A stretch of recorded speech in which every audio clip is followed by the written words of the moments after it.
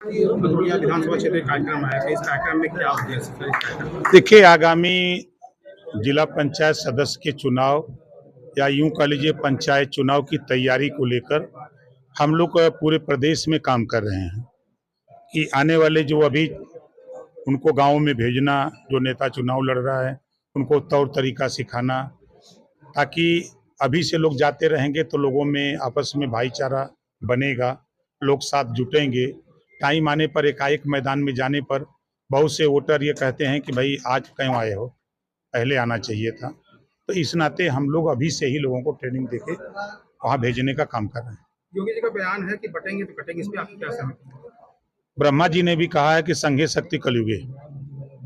योगी जी का, मुख्यमंत्री जी का साफ साफ कहना है कि हम सब लोग संगठित रहेंगे, सरकार चल रही है। आप बताओ कि दंगा 7.5 साल में एक भी दंगा नहीं हुआ। आज हम संगठित होने की ही देन है ना कि हम दंगा नहीं होने पा रहा है। आज कर्फ्यू नहीं लग रहे हैं। आज कहीं भी अगर जुल्म जाति अत्याचार हो रहा है तो संविधान के दायरे में त्वरित कार्रवाई हो रही है, उसमें जांच हो रही है, दोषी पाए जाने पर उसके खिलाफ कार्रवाई हो रही है, कड़े से कड़े कानून लाए जा रहे हैं। लोकसभा चुनाव में एनडीए की हार भी हुई है, और क्या विधानसभा में सूर्यदेव पार्टी भी भाजपा के साथ चुनाव लड़ेगी? विधानसभा एनडीए के साथ हम चुनाव लड़ेंगे।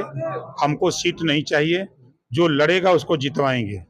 लोकसभा में एनडीए को मिली हार के बाद अधिकारी कर्मचारी की कार्यशैली पर सवाल उठ रहा था, लेकिन चुनाव के बाद भी अधिकारी और कर्मचारी की कार्यशैली अभी सुधार नहीं हुआ है। इसमें आम जनता का काम नहीं हो पा रहा है, इसके लिए क्या कहेंगे? जिसका काम ना हो हमसे मिले। कैसे नहीं सुनेंगे, हम सुनाते हैं, सुनते हैं।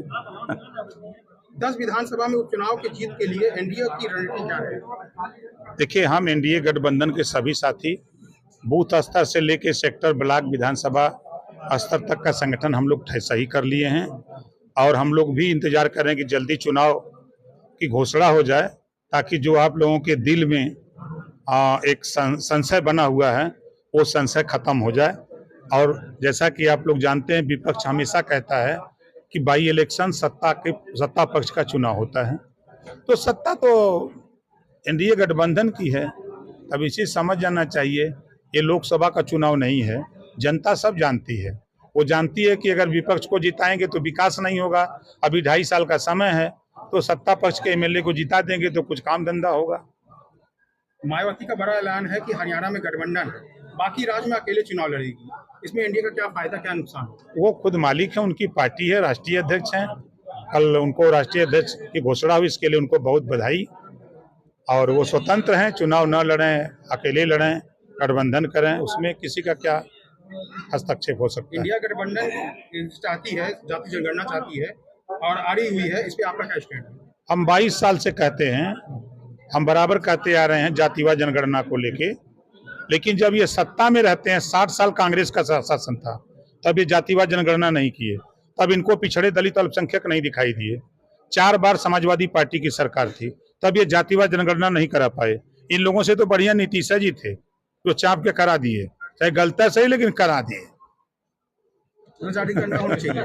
बिल्कुल, आप देखिएगा ना, हमारे देश के प्रधानमंत्री जी जो काम कांग्रेस, सपा, बसपा मिल के देश में सरकार बनाए और नहीं चला पाए, कर पाए।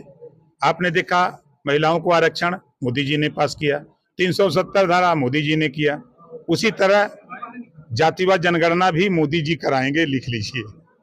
अयोध्या और मैनपुरी में सपा नेताओं पर रेप का गंभीर आरोप लगा, इसके बाद भी सपा बड़े नेता बचाव में उतरे, इस पे क्या? भाई, जब उनकी सरकार थी तब उस पार्टी को लोग गुंडों की पार्टी कहते थे, गुंडों की सरकार। तो अब तो नाम आने के बाद तो जो फोटो, चेहरे सब तो बचाव मुद्रा में रहेंगे ही। आखिरी सवाल ये है कि आपकी पार्टी विस्तार की मूड में है, अन्य राज्यों में आपकी क्या तैयारियां चल रही हैं? पूरी तैयारी है। हम लोग बिहार के 38 जिले में, 36 जिले में पूरी तैयारी, संगठन हमारा पूरा हो गया है। महाराष्ट्र में जो बम्बई का इलाका है, जहाँ करीब 22 सीटें हैं, जहाँ उत्तर भारतीय 48 से लेके 50% अकेले हैं, उन 22 सीटों पर हम चुनाव लड़ने की तैयारी कर रहे हैं।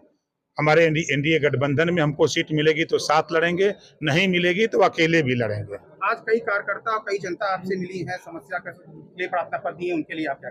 देखिए, जो चीजें मिली हैं, हम लोग यहाँ बैठेंगे गाड़ी में, उसको देखेंगे। हमारी प्राथमिकता होगी उस प्रार्थना पत्र को संबंधित विभाग के अधिकारी को भेजेंगे और कहेंगे भी, उनको न्याय दिलाने का पूरा प्रयास करेंगे।